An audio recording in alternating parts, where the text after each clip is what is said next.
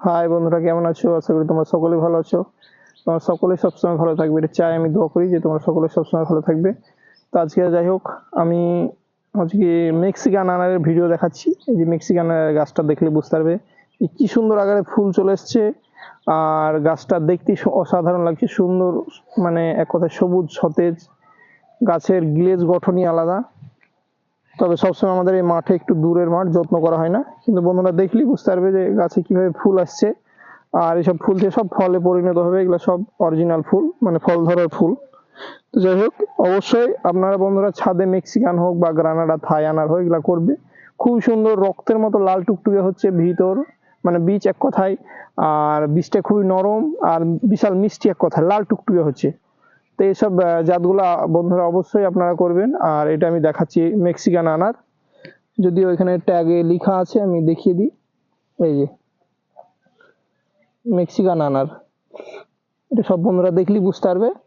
আর এই যে গাছের গোড়াটা দেখাচ্ছি, এখানে গ্রাফটিং এর নিচে এই যে এগুলা বীজের বের হয়েছিল, এগুলা ভেঙে দিতে হবে বা কেটে দিতে হবে। এই যে এখানটায় গ্রাফটিংটা, এই যে এখানটায় বন্ধুরা গ্রাফটিং, আর নিচটা বীজের। গ্রাফটিং এর নিচটা ভেঙে দিবেন, মানে যা বের হবে। আর বেদানা তো অবশ্যই বের হয়, বারবার অবশ্যই ভেঙে দিবেন, কোনো অসুবিধা নাই।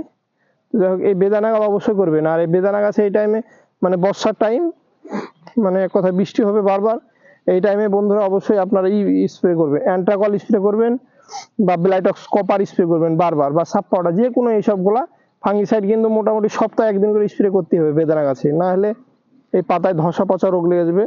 বা এই যে পাতায় এই যে কেমন একটা দাগ দাগ ছোপ ছোপ, এইসব দাগগুলো হয়ে যাবে। তো বন্ধুরা, এগুলো অবশ্যই কে কন্ট্রোল করতে হলে আপনারা অবশ্যই বারবার ছত্রাকনাশক, মানে সাপ ফাঙ্গিসাইড স্প্রে করবেন। আর অবশ্যই মোটামুটি 15 দিন অন্তর অন্তর, মানে কাকা বিষটা স্প্রে করবেন, তাহলে মাথা এই যে কুকড়া লাগবে না। আর এই রোগটা লাগবে না, এই যে পাতাগুলো এই যে কালো কালো হয়ে কুকড়া হয়ে ঝরে যায়, এটা ঝরবে না। এই যে ঝরে গেছে এখানে, কালো কালো হয়ে কুকড়া হয়ে আগা শুধু দাঁড়িয়ে আছে, পাতাগুলো ঝরে আছে, এটা হবে না। একদম পাতা খুবই সুন্দর সবুজ সতেজ চকচক করবে গাছ। সেটা হচ্ছে 15 দিন পর অবশ্যই বন্ধুরা কাকা বিষটা স্প্রে করবে। যেমন এই বিষ, এটা যেমন নতুন ডোক বের হয়েছে, এটা খুব সুন্দর সবুজ সতেজ আছে, এরকম থাকবে। আর যখন দেখবেন যে আগাটা আপনার ওই সরু হয়ে আছে, পাতা জিরি হয়ে আছে, বা পাতা কালো হয়ে ঝরে আছে, অবশ্যই তখন কাকাটা স্প্রে করে দিবেন। আর প্রতি সপ্তাহে একদিন করে সাপ ফাঙ্গিসাইড স্প্রে করবেন। আর বেদানা গাছে মাঝে মধ্যে খোল দিবেন, হাড় গুঁড়ো দিবেন, এইসবগুলো দিবেন। পারলে ভাতের মাড় বা ফ্যান যেটাকে বলে, 3-4 দিন পচিয়ে সেটাকে দিবেন, খুবই মানে গাছে গ্রোথ পাবে। আর আপন মনে বেদানার প্রচুর ফলন হবে। যখন বেদানা ফলন আসবে, মাঝে মধ্যে একদিন করে বোরন দিবেন।